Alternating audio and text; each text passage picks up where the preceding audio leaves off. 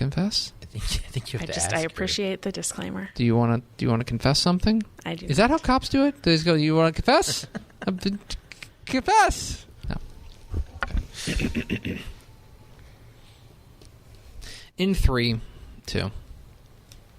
Hello and welcome to the RYLACast, the official podcast of Camp RYLA, Rotary District 5810. 5810 as it is colloquially known. I almost nailed the word colloquially on the first try. I'll give it to you. That's okay. Yeah, it's Nobody heard that. It's a two-putt. That's what it is.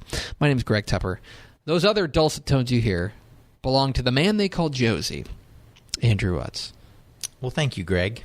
Or hello, Greg. It's fine. We're already on It's to just it. whatever. Yeah, it's fine. I'm trying to. It's like we're in the 20s of the episodes now. It's like we have mailing it in. You know what I mean? Like, Hey, we're mailing it in, but we're up to number 62 on Apple Podcasts, or at least that's is that right? these emails from people trying to get me to use them to promote our podcast. How about that? Mm-hmm. Well, hey, thank you for spending a little bit of your day listening to the 62nd ranked podcast. And no, we don't have any money to advertise. We don't. That's what I told them. Yeah, we don't have a dime.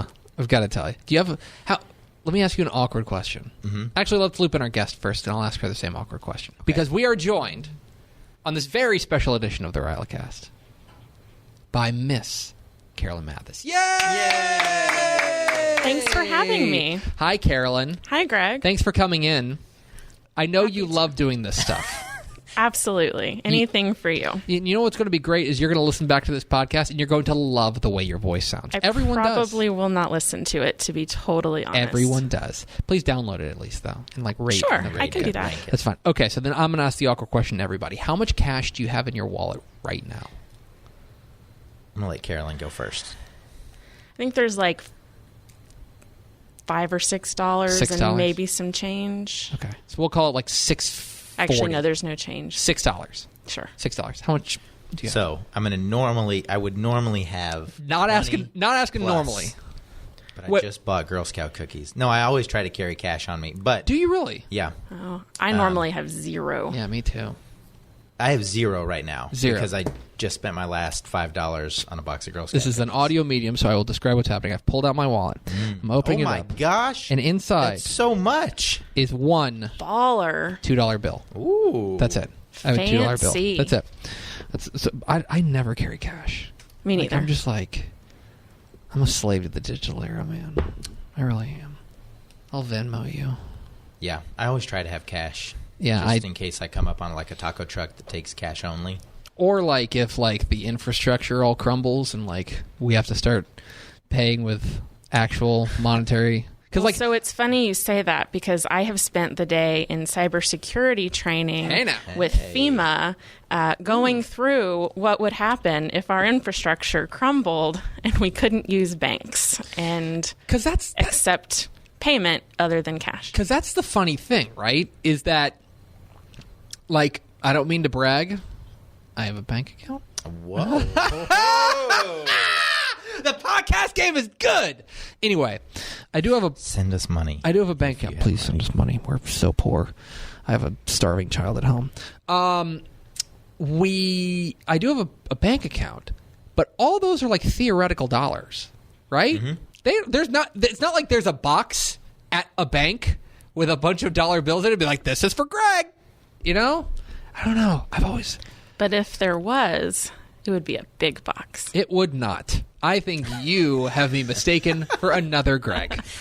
I was watching a documentary on this very thing that you're describing. It was with John McClane, and it was called Live Free or Die Hard. Yes. It's an excellent documentary And film. the same thing happened. The whole infrastructure collapsed, and like one guy had all the money, and he tried to It's kind of the, not to bring up a show that you should be watching, but it's kind of the thrust of season 1 of Mr. Robot. Are you familiar with Mr. Robot? No, that's Mr. Robot? I am not. Nope. Okay. Well, it's good, and you should watch it. It's got Christian Slater in it, and also Rami Malek, but mostly Christian Slater. He's Mr. Robot. Anyway, let's get on to the program. Have you listened to this podcast before? I have. I feel like we have deviated significantly already from your normal format. Oh, I thought this was... Okay, apparently you haven't listened to the podcast then. Okay, well, tell it on yourself there, Carolyn. Maybe you edit this stuff out. I don't know. Nope, there ain't no editing to go on. I put intro, outro, out.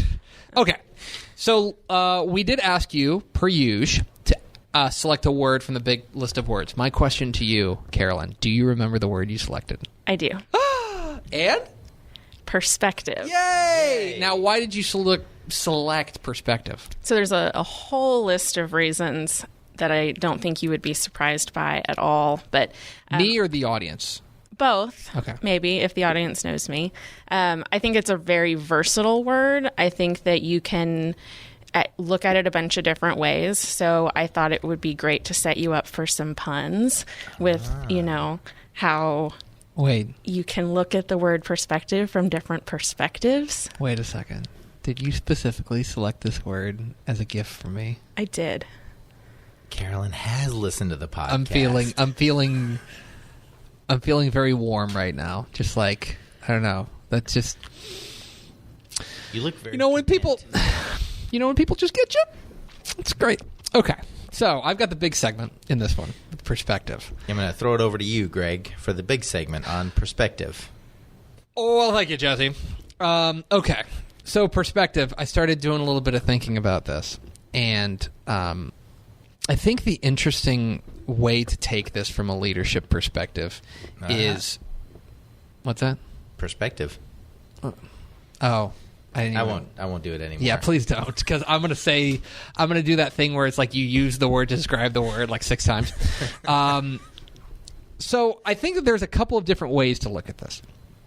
And one of them is understanding your own perspective and recognizing that we all view the world. I'm a big believer in telling people that we only all view the world through our own eyes. Right? That I can look at it, and it's not just that, like, if you're colorblind, you might see colors a certain way, or like, have you ever thought about the fact that, like, for example, that wall behind you is green? Like, we all agree it's green, right? That's green. Mm-hmm. Mm-hmm. But, like, it may look different to all of us, and what I perceive as green, you may perceive as, you know what I mean? Yeah. Like, they're, like, colors are weird. I don't know. What I'm telling you is that I'm an eye doctor. But...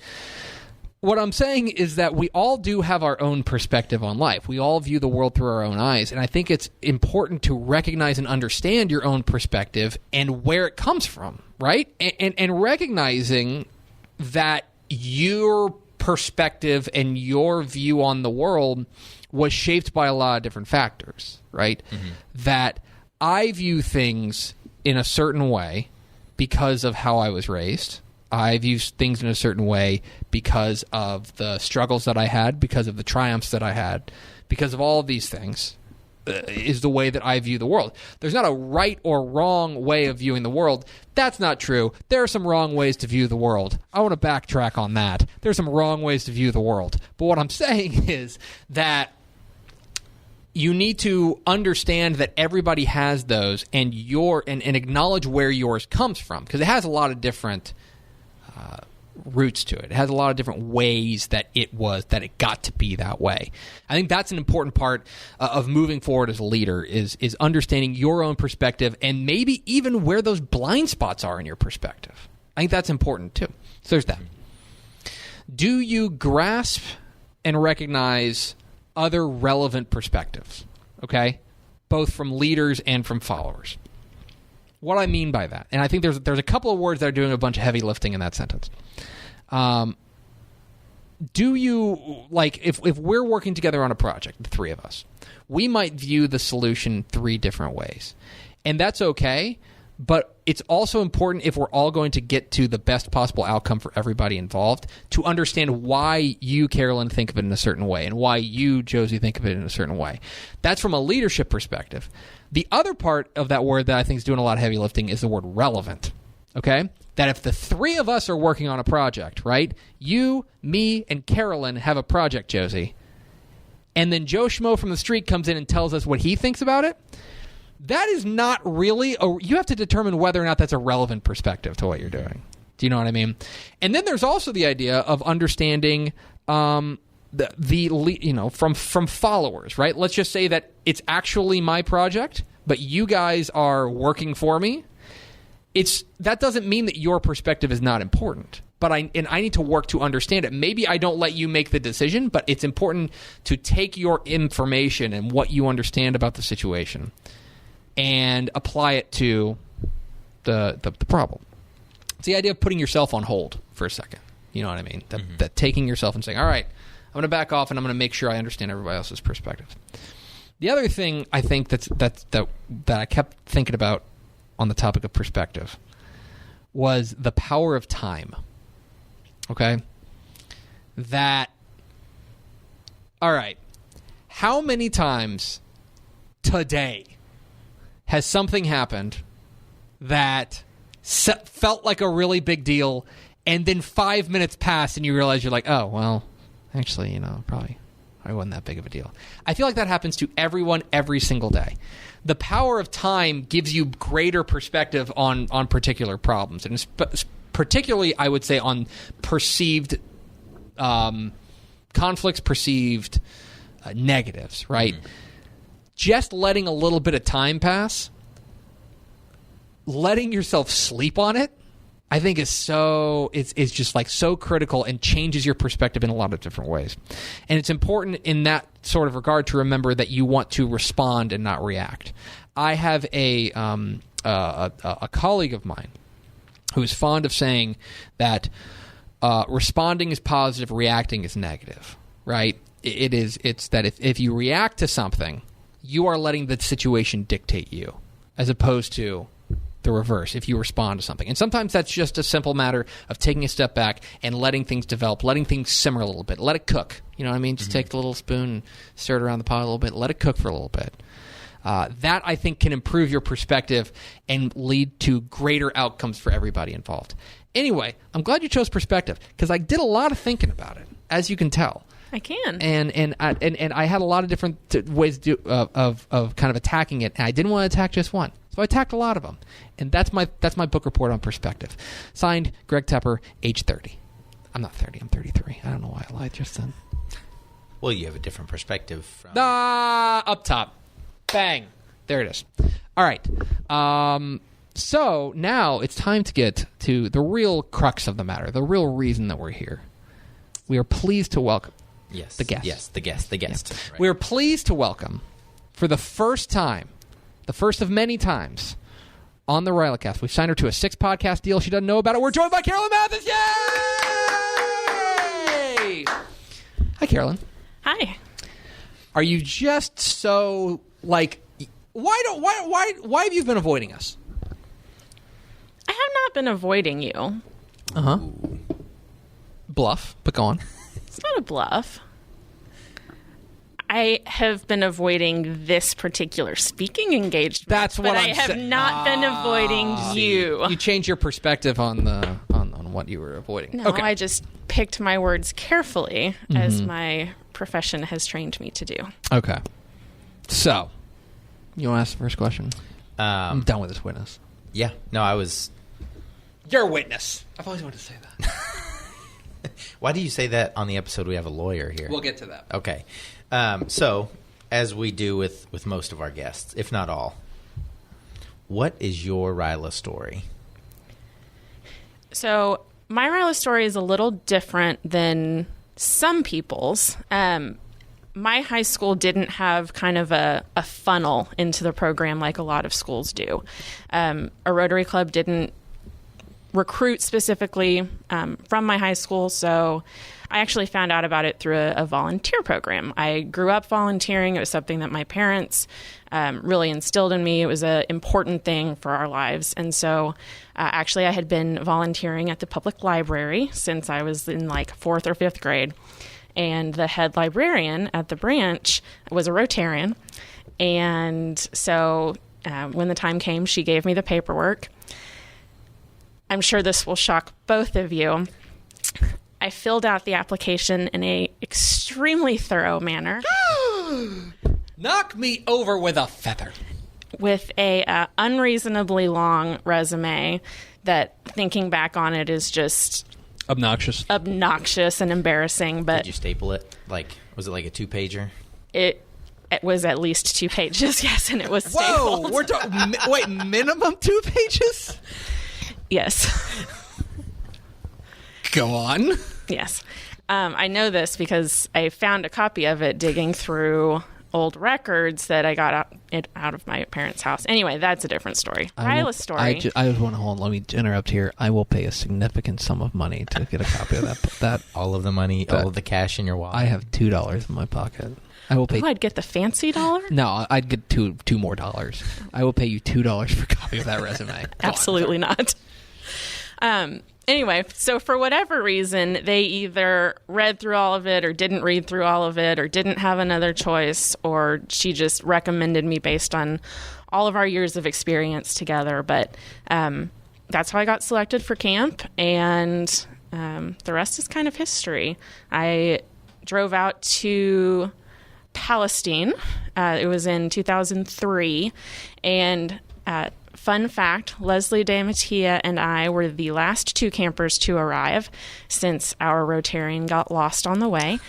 And so, my arrival to camp story is very different from a lot of people's as well. So everybody was already in the cabins, already situated, last bed available. It's all fate. So, did you have a good time? I had a fantastic time. So you liked it, right? Yes, and loved it. That's perhaps why you extended your RYLA career beyond one summer in 2003. That is correct. Did you, for lack of a better word, get it immediately, or was that something that took some time? My perspective has shifted on that over time. What was it? Pee-wee's Playhouse had the magic word, right? It was if they would say the magic word, everybody would go crazy. I'm sorry, I'm dating myself. Go on. Yeah, I got nothing. If you asked me at the time, I would say I got it right away. If you asked me, even probably 5 years after that, I would tell you I got it right away. Asking me today, I just view all of that a little bit differently. I kind of have seen that the entire thing is a journey, and from day one showing up at camp even to today, it just is such a journey. Maybe I've been watching too much Bachelor that, it's all about the journey. Anyway, also fun fact, trash TV. We'll get into that. Can you hear us rolling our eyes? I don't know if that's an audio. Well, maybe you rolling your eyes, but I'm caught up on The Bachelor. But God Almighty. Yeah. There are some days where I still question if I get all of it the way that I could, because there's so much about this program that's so valuable. There are so many lessons to be learned. I don't think you ever run out of lessons. But as far as getting and understanding that there are, continued growth, I think we all get pretty early on. Okay, so now, what do you do? What's your deal?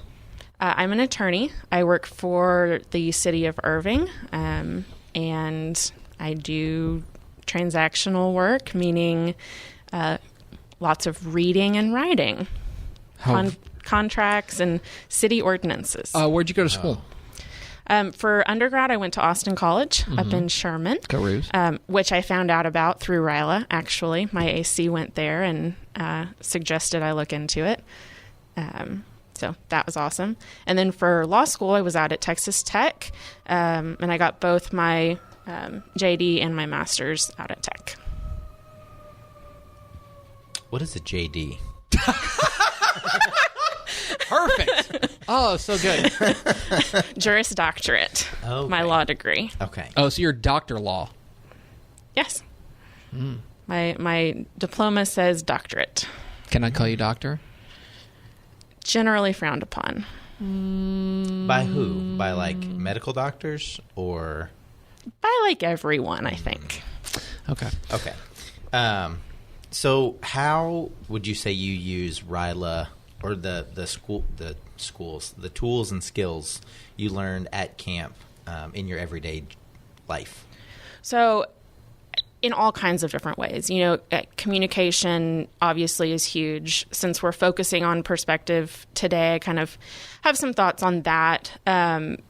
I have been trained to look at any situation at work from every single perspective I can. It is my job to analyze the risks and rewards of different decisions, of different paths, kind of look ahead to see, okay, how can this play out that would be really bad or really great? And so you come at a problem from all different directions.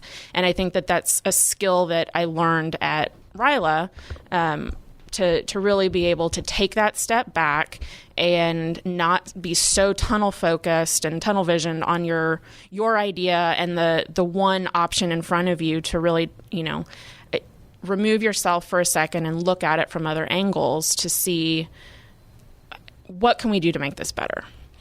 So you mentioned that you were that you always volunteered. You were important. That was an important part of your childhood and stuff like that. Do you feel like that is a reason why you've remained involved with RYLA? Why you still are involved here? What? I don't want to age you, but 16 years after you went to camp? I don't know. Has it been 16 years since you went to camp? I'm extremely old and washed, so yes. Okay, then yes. Mm-hmm. Yeah, absolutely. This program gives, right? And Rotary is about service above self. This program certainly embraces that, and it's something that I continue to try to do in my life. Yes. Okay. All right. I'm going to ask you. You texted me earlier today, and you said, "Hey, is there anything I need to have prepared for the podcast?" The only thing I said was, we were going to give you the opportunity. Mm-hmm. We're going to give you 60 seconds. Yes. To plug something. If there's something you want to tell people about, something they should be able to do, you don't have to time it. It's fine. Oh, okay. We don't. Yeah, you didn't say 60 whole seconds. Yeah, I was going to say we've never given anybody 60 seconds. You can have up to 60 seconds. Okay, thank you. Or more. I don't really care. Whatever. I'm not editing this thing.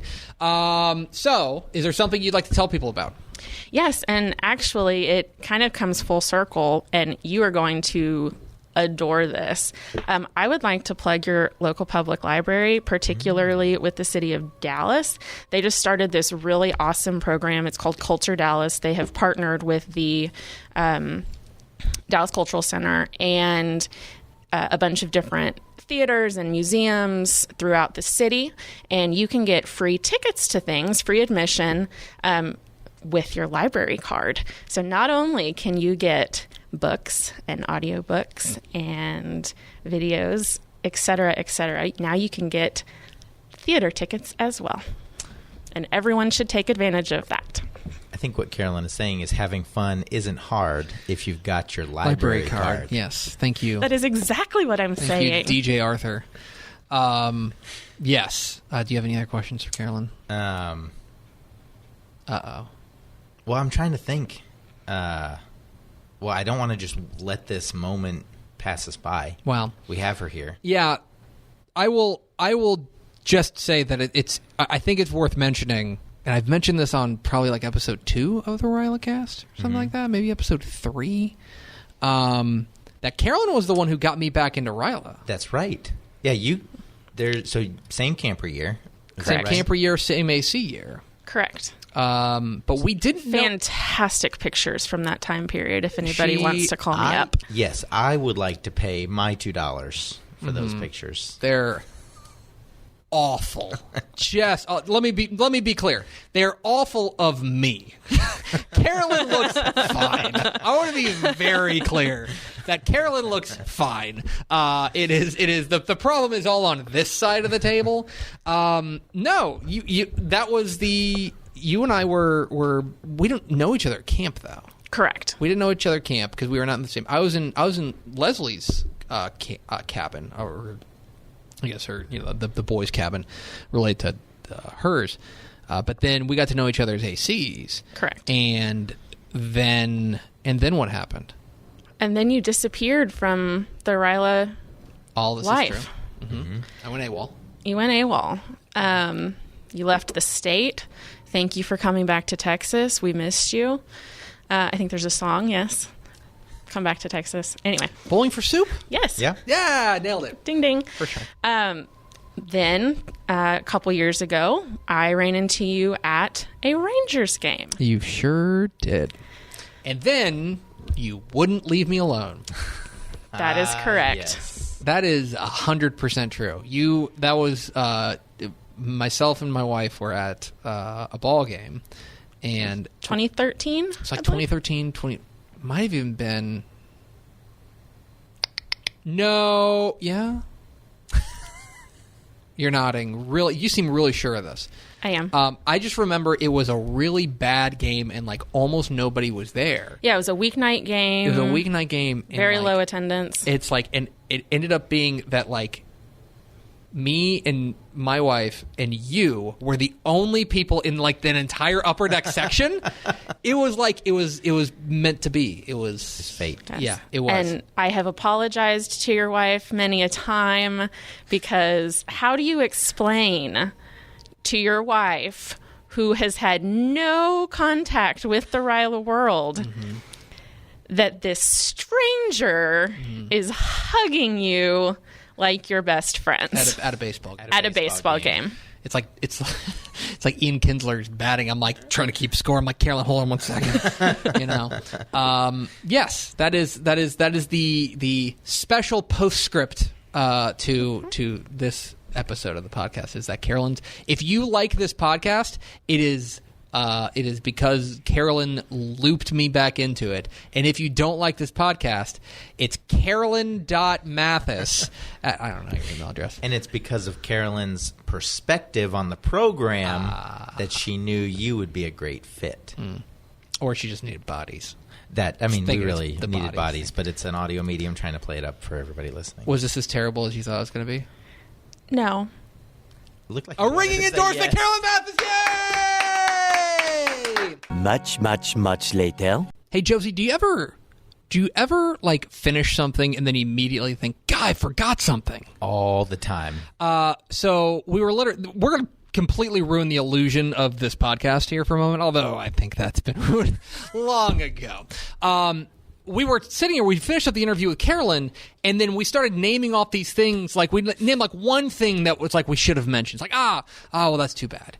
And then like 4 more things followed it. So we just decided to turn the recorder back on, and here's a bonus segment with Carolyn. Here we go. Hi, Carolyn. Hi, Greg. You're Hi, back. Josey. Hey, Carolyn. Okay. First and foremost, the thing that started this conversation was International RYLA. Sure. I feel like I left out a big part of my RYLA story. Yeah. I got to tell you that in true lawyer fashion, I'm stealing this joke from you. In true lawyer fashion, we have an addendum. Addendum number 1. Addendum number 1. Number 1. Rotary International. Rotary International. So after my camper year, after my AC year, kind of in that in-between time when you're on staff and not quite a counselor, I had the privilege to attend International RYLA in Sweden and Denmark. It was across the bridge. International Convention was in Denmark, and the RYLA portion was in Sweden. Do you have a preference? I don't. Do you want to start a Scandinavian war? Let's not. Okay, no. They're that. they're Can't have very any fun. kind, calm, peaceful people. It is a lovely, clean place. Why are you making the like throat gesture? Yeah, what's with your what's hand? this? I'd be like, quit talking about that's weird. You saw that too? I saw okay, that too. Anyway. I think you were both looking in the mirror. We don't have a mirror in here. Anyway, so that was in 2006. And so after that, I continued to come back to camp and knew that Rotary and the program was something that I cared very deeply about. And so then when went through all of my education and circled back to being a professional, I entered the workforce and ended up joining Rotary. So I became a Rotarian, and a couple years into that, I went to International Convention again, this time in South Korea. And then the year after that, I became president of my club, and, the rest is history. So full circle, thanks to Camp RYLA. That's quite something. So you went over the Rotary, the RYLA International program. Mm-hmm. There's probably people who don't know a ton about it. Would you thumbs up, thumbs down? Would you recommend it? Oh, absolutely, thumbs up. It's like our local RYLA, But we talked about perspective and global thinking and knowing that the world is so much bigger than you are. And that just drove that point home more than I could ever imagine. So it was interesting to learn that RYLAs around the world aren't necessarily like ours. There are some that are just a weekend program. There are some that are for young adults. There are some that are for any high school age student. And of course ours, which several are modeled after. In fact, international RYLA is structured very much like our camp is, as far as pairing you off and grouping you and intentionally mixing you up with people that you don't know. But it is a range of ages and people from all different countries, and it exposes you to so many different things. It was just an amazing opportunity. So what else do we miss? What else do we forget? You became president of your Rotary Club. Well, yeah, in true lawyer fashion, she tried to pack in all the addendums. Yeah, into she that did. Addendum She tried 1. to sneak it in there. Well, yes, Addendum 1 is the document, and so this particular segment is the addendum. Not right. Yes, I did make Addendum 1, Section A. Okay. Very lengthy. Got it. Okay. Then I guess my other question would be hypothetically. Lawyers love hypotheticals. Right. We're just speaking hypothetically as friends. I mean, I'm turning off the recorder right now. Recorder's off, so we're just talking as friends, just you and me. Hypothetically, if I were to have, let's just say, a couple of endangered species in my garage, and I were trying to sell them, is that a bad thing? And if it is, could you hypothetically help me navigate these muddy waters? Are you in Irving, I think was the first question. I am speechless, which does not often I'm just saying happen. that there might be a beluga whale in my garage. I have been to your home. I don't believe a beluga whale would fit in your garage. What's my garage look like? It's about It's a 2-car garage. Don't mean to brag. It's got Is it a a door. baby beluga? So can you get so question, I guess my question is, if I get in trouble, can I call you? You can call me anytime. For legal advice? You are opening a can of worms, which my beluga whale hypothetically loves. Okay? Did we forget anything else? How do you get the car out of the garage while keeping the beluga whale alive? This is all hypothetical. The door opens from the top. All hypothetical. Okay. Did we forget anything else? No. Probably, but if we did, we can do a second addendum. We're not going to do a second addendum. Carolyn Matthis, yay! We now join the following program already in progress. And now this is the portion of the podcast where you imagine that a commercial has been inserted here. And hey, maybe you've got a company you're trying to get off the ground. Maybe you've got something you want to tell all the good people about on this, the 62nd, what was it? What number was it? 62. 62nd ranked podcast in all of governmental podcasts. Maybe you have a list of acronyms that'll help podcast hosts understand what acronyms are. Maybe there's before that. They embarrass themselves. Then please get in touch with Josey at the following email address. info.ryla5810@gmail.com. Well done. You didn't even read it off the piece of paper in front of you. That's really good. And now, with something to leave you with on the topic of perspective, is Andrew Josey. Well, thank you, Greg. You're welcome. Yes, the topic of perspective. So, I'm going to tell a little story. Ooh, gather round, everybody. It's story time with Uncle Josey. So, I'm helping out on an Eagle project recently, and it's been a lesson in perspective.